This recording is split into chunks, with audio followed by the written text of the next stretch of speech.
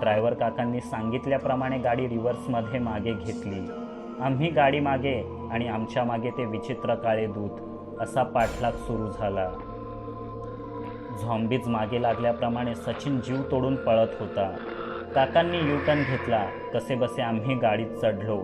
एव्हाना त्या आकृत्या गाडीजवळ पोचल्याही. त्या दाराशेजारून धावू लागल्या. गाडीवर थापा मारू लागल्या. त्यांच्यापैकी एकाने वाकून गाडीत पाहिलं आणि क्रूरपणे दात विचकले. तो भयावह दिसत होता, कारण त्याची काळी बुबुळे गायबच होती. अरुंधती घाबरली आणि किंचाळली. आधारासाठी ती आपल्याला मिठी मारेल असे सचिनला वाटले होते, पण तिने फक्त डोळे मिटून घेतले आणि थरथरत राहिली. आपणही घाबरलोय आणि धावल्यामुळे धापही लागले आहे हे अचानक सचिनला आठवलं आणि तोही डोळे बंद करून सीटला टेकला. चहूबाजूंनी आदळआपट करून ते भयंकर काळे दूत गाडीच फोडतील असे वाटत असतानाच काकांनी त्या भयंकर खडबडीत रस्त्यावरही चौथा गिअर टाकला आणि गाडी सुसाट पळवली. मिक्सरमध्ये लावलेल्या शेंगदाण्यांनी तडतडावं तसे आम्ही गाडीत धडाधड उडत होतो. पण ते परवडलं, कारण भयंकर आकृत्या आता मागे राहिल्या. त्यांच्या कचाट्यातून आम्ही सुटलो. लवकरच गाडी पुन्हा मुख्य रस्त्याला लागली. सगळ्यांनी सुटकेचा निश्वास सोडला, पण लीडर साहेब मान खाली घालून अजूनही थरथरतच होते. अरुंधतीने त्याच्या खांद्याला हात लावताच तो भूतच मानगुटीवर बसल्यासारखा दचकला. मग सगळं सुरक्षित आहे हे पाहून त्याने स्वतःला सावरलं. म्हणाला, पाहिलत कसा गुंगारा देऊन निसटलो त्या काळ्या सावल्यांना? हो पाहिलं. फारच कमाल केलीत हो तुम्ही. आमचा जीवच वाचवलात. अरुंधती उपहासाने म्हणाली, पण सचिनच्या ते लक्षात आलं नाही. मग उगाच नाही लीडर बनलो मी. अशी जीव धोक्यात घालून कामं करायला लागतात, समजलं? सचिन ताठ बसत म्हणाला. या बुरखेधारी लोकांचा नक्की प्रॉब्लेम तरी काय आहे? का आपल्या मागे लागलेत ते हात धुवून? आणि मुख्य म्हणजे ते आहेत कोण? योगेशने विचारलं. किर्गिज आहेत ते. रात्रीचेच वावरतात. सैतान पूजक असतात. सैतानाला म्हणजेच इब्लिसला जनावरांचा, कधी कधी मनुष्याचाही बळी देऊन त्यांचं ताजं रक्त पितात. रात्री अपरात्री अशा सुनसान रस्त्यांवर, स्मशानात, रानात अघोरी विधी करत बसतात. असं करत असताना कोणीही आलेलं त्यांना अजिबात खपत नाही. कधी ते निरुपद्रवी असतात तर कधी भयंकर धोकादायक. पण ते तुमच्या मागे का लागलेत हे मात्र मला सांगता येणार नाही, अरुंधतीने म्हटलं. तिला या विषयाची बऱ्यापैकी माहिती आहे हे कळत होतं. खरं तर ते आपल्या मागे नाहीत. योगायोगाने किंवा दुर्दैवाने म्हणा हवं तर आपणच त्यांच्या वाटेला जात आहोत. काल रात्री धाब्यावरून परतताना शॉर्टकट घ्यायचा निर्णय आपलाच होता आणि आजही आपण मर्जीनेच इथे यायला निघालो, मी म्हटलं. व्हय साहेब, अहो खरंच ती वाट पुढं जाऊन हायवेला मिळती. तिथं लई धाबा आहेत, म्हणून मी घेऊन जात होतो तुम्हाला, ड्रायव्हर काका काकुळतीने म्हणाले. त्यांनी मुद्दाम आम्हाला त्या वाटेवर नेलं असावं असं वाटत नव्हतं. सलग 2 रात्री 2 भयंकर प्रसंग ओढवलेत. आता हॅट्रिक व्हायला नको. उद्यापासून रात्रीचं फिरणं बंद म्हणजे बंद.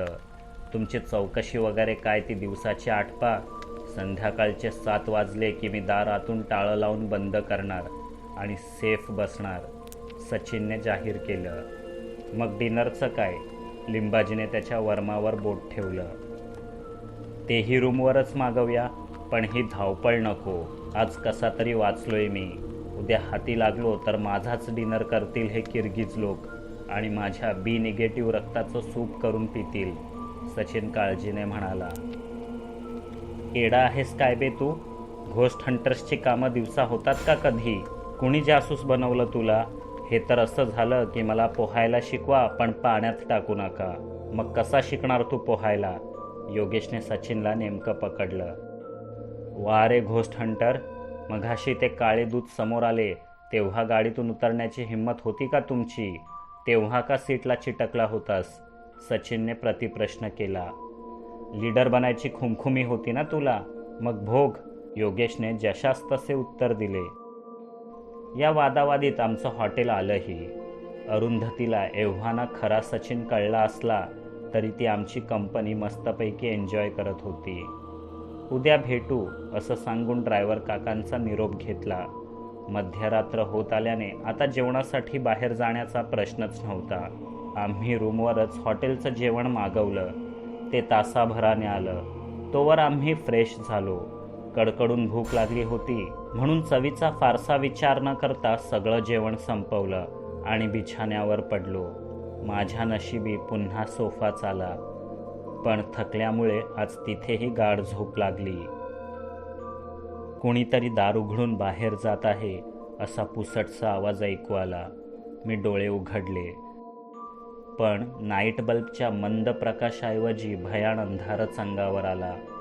भिंतीवर चित्रविचित्र सावल्या नाचत होत्या. धग जाणवत होती आणि जळका वासही आला. आमच्या रूमलाच आग लागली की काय? मी पटकन उठून बसलो, पण मी हॉटेलच्या रूमवर नव्हतोच. ही कुठली तरी वेगळीच भयप्रद जागा होती. वर खाली मागे पुढे डावी उजवीकडे सर्वत्र अंधार. शेकडो चिता एकत्र पेटवाव्यात तसे अधेमध्ये अग्निकुंड पेटत असलेले. त्यांच्यामधून सावधपणे चालत मी पुढे जातो. एका कड्यापाशी पोचतो. खाली लाव्हा रसाने भरलेली तप्त उकळ्या फुटत असलेली भयंकर दरी आहे. हाती तीक्ष्ण भाले असलेले सैतानाचे दूत त्या धगधगत्या अग्निरसात दुर्दैवी पापी जीवांना ढकलत आहेत. ते जीव त्या लाव्हा रसाचा स्पर्श होताच होरपळू लागतात. त्यांचे अवयव वितळतात. ते विव्हळतात, चित्कारतात, पण हळूहळू अग्निरसाशी एकरूप होऊन संपून जातात. आता पुढच्यांची पाळी असते. ते पळण्याचा, माघारी फिरण्याचा अपयशी प्रयत्न करू पाहतात, पण सैतानी दूत कुणालाच सोडत नाहीत. बेमुवर्तपणे, बेदरकारपणे जगलेल्या आयुष्याची किंमत जिथे आत्म्याची राखरांगोळी करूनच फेडावी लागते, ती ही जागा. मी या जागेला ओळखले. हाच पाताळातील नरक लोक आहे. जळत जाणाऱ्या दुरात्म्यांच्या थरकाप उडवणाऱ्या किंकाळ्या कानात निनादू लागतात. प्रत्येक मनुष्याने आपल्या आयुष्यात कळत नकळत अनेक चुका केलेल्या असतात. कित्येकांना दुखावलेले असते. मीही त्याला अपवाद नाही. तरीही थेट नरकातच रवानगी होईल अशी कुकर्मे मी केली नसतील याची मात्र खात्री होती. तरीही मी नरकात का? माझा अंत कसा झाला? बाकीचे कसे आहेत? अनेक प्रश्न सतावत होते. मी निरुद्देश्य चालू लागलो. मध्येच 2 कड्यांना सांधणारा, त्या तप्त लावारसाच्या नदीवरून जाणारा एक कमकुवत साकव दिसला. मी त्यावरून चालू लागलो. खाली पाहिलं की पोटात भीतीने गोळाच यायचा. थोडं चालल्यावर पुढे पुलाचा तुटका भाग लागला. पार करायला अशक्य इतका पुलाचा तुकडा पडलेला. खाली तप्त खवळता लाव्हा रस. मागे वळणार एवढ्यातच तुटक्या पुलाच्या पलीकडे एक जादुई आरसा प्रकट झाला. गूढरित्या चकाकणाऱ्या त्या आरशात नंतर तितकीच गूढ प्रतिबिंबे दिसू लागली. प्रथम निस्तेज आणि म्लान चेहऱ्याचा सचिन दिसला. मग मीच दिसलो. अजिंठ्यात पाहिलं अगदी तसंच प्रतिबिंब. अधिक तेजस्वी, अधिक सशक्त, वरदान मिळाल्यासारखं. पण हळूहळू तेही विरत गेलं. मग दिसू लागले आग ओकणारे मायावी डोळे. त्या डोळ्यात संमोहित करण्याची ताकद असावी, कारण एकाएकी माझी तंद्री लागली. जिथून परतायला हवं तिथेच मी एक एक पाऊल पुढे टाकू लागलो. तुटक्या पुलाच्या अगदी टोकाला येऊन पोचलो. खाली वाकून पाहिलं. तप्त लावारसाचे सरोवर मला आवाहन करत होते. सूर्य जरी टाकला तर तोही वितळेल हे ठाऊक असूनही मी त्या पुलावरून त्या अग्निसरोवरात उडी घेतली. लावारसात पडण्यापूर्वीच नुसत्या धगीने अंग वितळू लागतं आणि घामाघूम होऊन मी बेडवर उठून बसलो. बापरे, किती भयंकर स्वप्न. माझ्याकडे 6वं इंद्रिय आहे की नाही ठाऊक नाही, पण मला पडणारी स्वप्ने ही बऱ्याचदा भविष्याची चाहूल देतात. मला गुदमरायला झालं. उठलो आणि खिडकी उघडली. त्या आवाजाने लिंबाजी आणि योगेशही उठला. दिवे लावले गेले. काय रे, काय झालं? वाईट स्वप्न पाहिलंस की काय? लिंबाजीने माझा अवतार बघून म्हटलं. योगेशने पाणी आणून दिलं. ग्लास ओठांना लावण्याआधीच सचिनच्या बेडवर नजर गेली आणि मी ओरडलोच. सचिन कुठं आहे? रात्रीचे 3 वाजत आलेत आणि कुठे गायब झालाय हा? वॉशरूममध्ये असेल. थांब, मी बघून येतो, योगेश म्हणाला आणि धावतच जाऊन त्याने बाथरूमचं दार ढकललं. पण आत कोणीच नव्हतं. आता मात्र सगळेच भांबावले. लिंबाजीने सचिनच्या मोबाईलवर फोन लावला, पण तो त्याच्या बेडशेजारी टेबलावरच ठेवलेला होता. अरे, काही काळजी करू नका, अरुंधतीकडे गेला असेल तो. काल रात्री नव्हते का ते बागेत बसून गप्पा मारत? स्वप्ननगरीत हरवला असेल आता. नकोच त्यांना डिस्टर्ब करायला. झोपा, पहाटे येईल तो परत, लिंबाजीने म्हटलं. तसंच असेल असा विचार करून तिघं पुन्हा झोपलो. ते दुःस्वप्न पडण्यापूर्वी मी कुणीतरी दार उघडून बाहेर जात असल्याचा आवाज ऐकला होता. कदाचित तो सचिनच असेल. मग त्यानंतर ते इतकं भयंकर स्वप्न का पडलं? आज दिवसभर इब्लिसच्याच विचारात होतो. मनी वसे ते स्वप्नी दिसे. आणखी काय? याच विचारात पुन्हा झोप लागली. नंतर अशी दुःस्वप्ने पडली नाहीत. जाग आली ती थेट सकाळीच, बेलच्या आवाजाने. माझ्या डोळ्यांवर तेव्हाही घट्ट झापड होती, म्हणून योगेशच उठून दार उघडायला गेला. काय? तो तुमच्यासोबत नव्हता? मग गेला कुठे तो? योगेश ओरडला. बस, तेवढंच ऐकून मला परिस्थितीची कल्पना आली. माझी शंका खरी ठरली. सचिन रात्रीपासूनच बेपत्ता होता. अरुंधतीने त्याला बोलावलं नव्हतंच. तो स्वतःच अचानक उठून कुठेतरी नाहीसा झाला होता. खरं तर आपण रात्रीपासूनच त्याची शोधाशोध करायला हवी होती, पण माझाच अंदाज चुकला. तो असा तडकाफडकी कुठेही निघून जाणाऱ्यातला नाही, म्हणून मला असं वाटलं, लिंबाजी काळजीने म्हणाला. मग आम्ही तातडीने सगळं आवरलं. मी आणि अरुंधती, लिंबाजी आणि योगेश असे 2 दिशांना 2 गट शोधाशोध करू लागलो. हॉटेलच्या स्टाफला, वॉचमनला विचारलं. त्यांनी त्याला जाताना पाहिलं होतं, पण तो कुठे गेला हे मात्र ठाऊक नव्हतं. आम्ही धाबे, रेस्टॉरंट्स, एस.टी. डेपो आणि रेल्वे स्थानकही पालथं घातलं, पण सचिन कुठेच सापडला नाही. पोलिसात जाऊया का, असंही लिंबाजीने सुचवलं. पण बेपत्ता झाल्यावर 48 तासांपर्यंत कुणीच गांभीर्याने घेतलं नसतं. जी काही कारवाई झाली असती ती 48 तासांनंतरच. तोपर्यंत आम्हालाच जोर लावावा लागणार होता. रात्री 9 वाजता हार मानून हॉटेलवर परतलो. सचिनचा काहीच पत्ता नव्हता. आमची फजिती करण्यासाठी तो कुठेतरी लपून बसला असेल आणि रूमवर परतताच सरप्राईज देईल अशी शेवटची वेडी आशा होती. पण रूमवर परतताच अंधारे कोपरे पाहून तीही मावळली. आम्ही हताशपणे सोफ्यावर बसलो.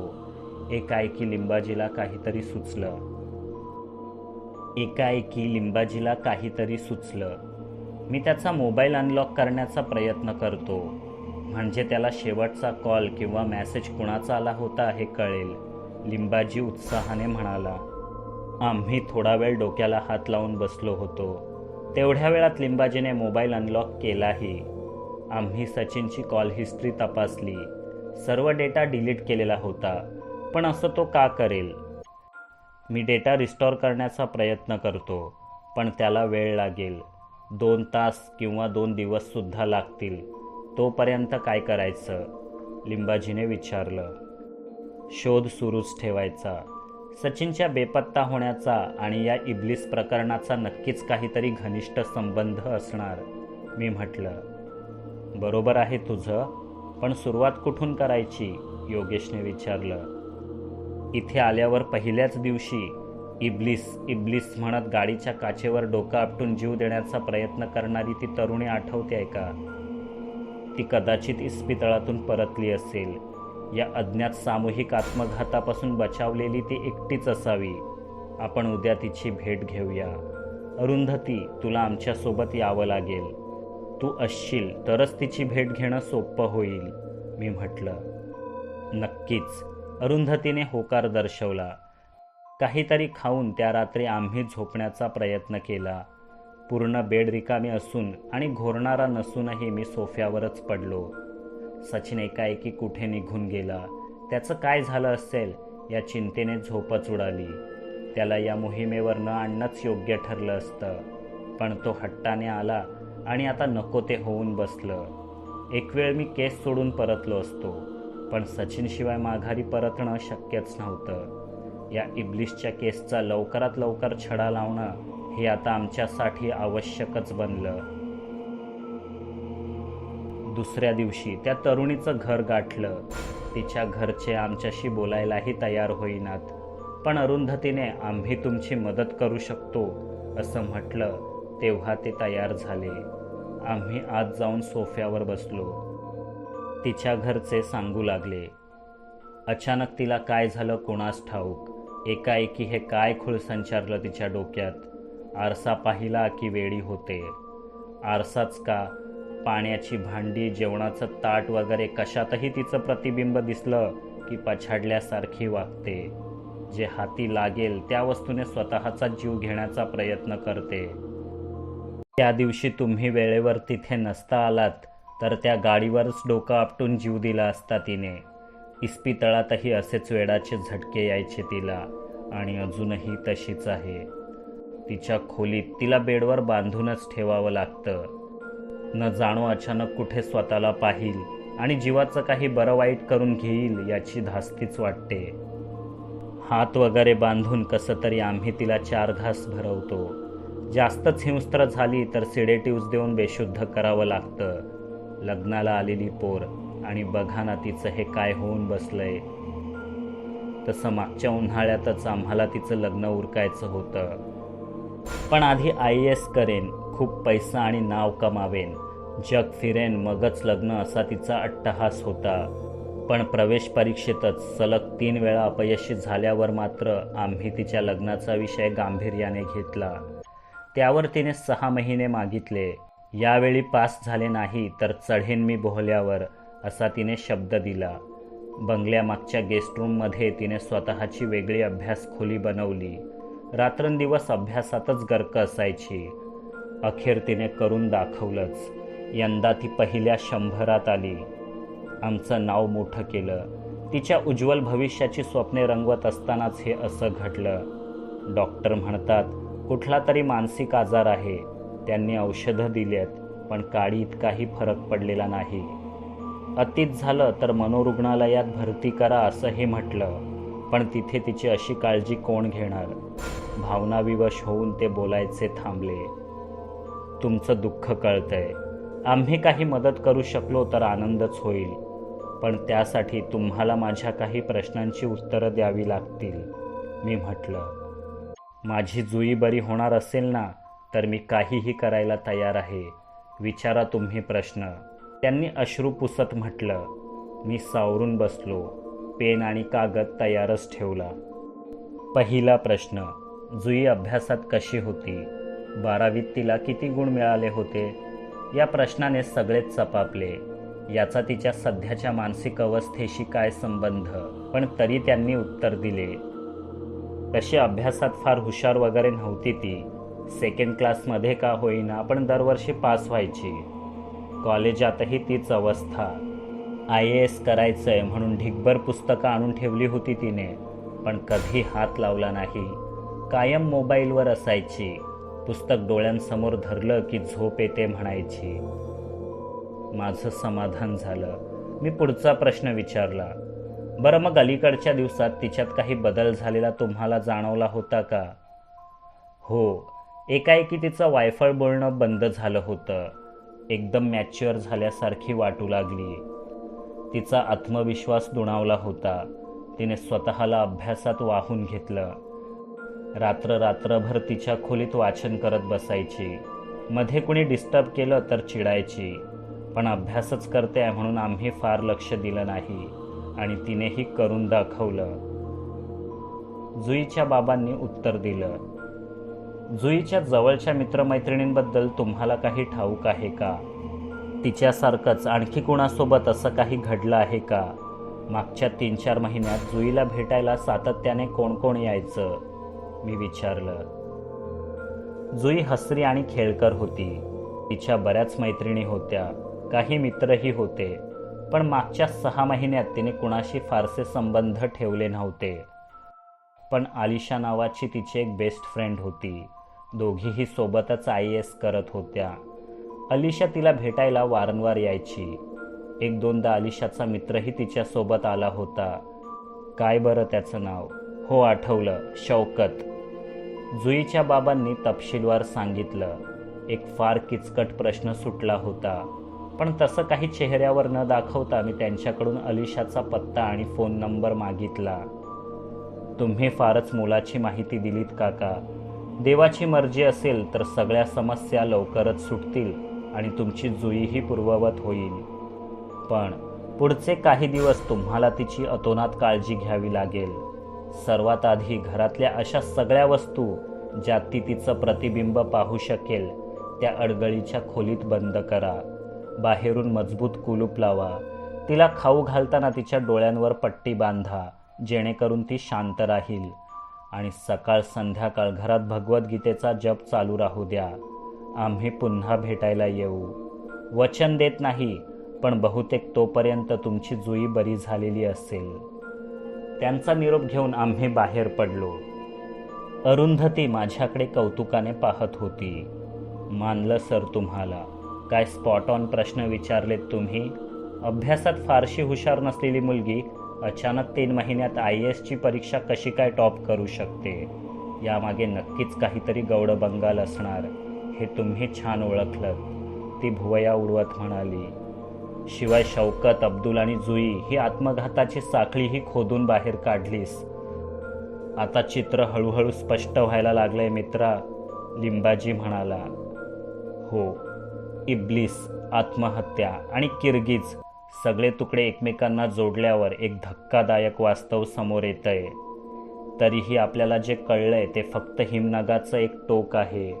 या घटनेचा तळ गाठायला गेलो तर कितीतरी भयंकर रहस्य उलगडतील. वर्षभरापूर्वीचीच गोष्ट घ्या.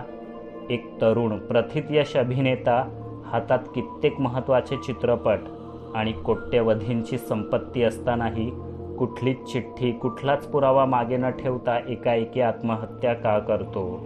त्याला कुठले दुःख, कुणाची भीती सतावत होती?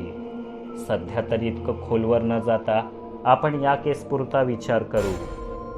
शौकत अब्दुलने आत्मघात का केला? जुईलाही तोच प्रयत्न करताना मी अडवलं होतं म्हणून ती वाचली, पण अलिशा कुठे आहे? आणि सर्वात महत्त्वाचं म्हणजे या सगळ्यांशी सचिनच्या बेपत्ता होण्याचा काही संबंध आहे का?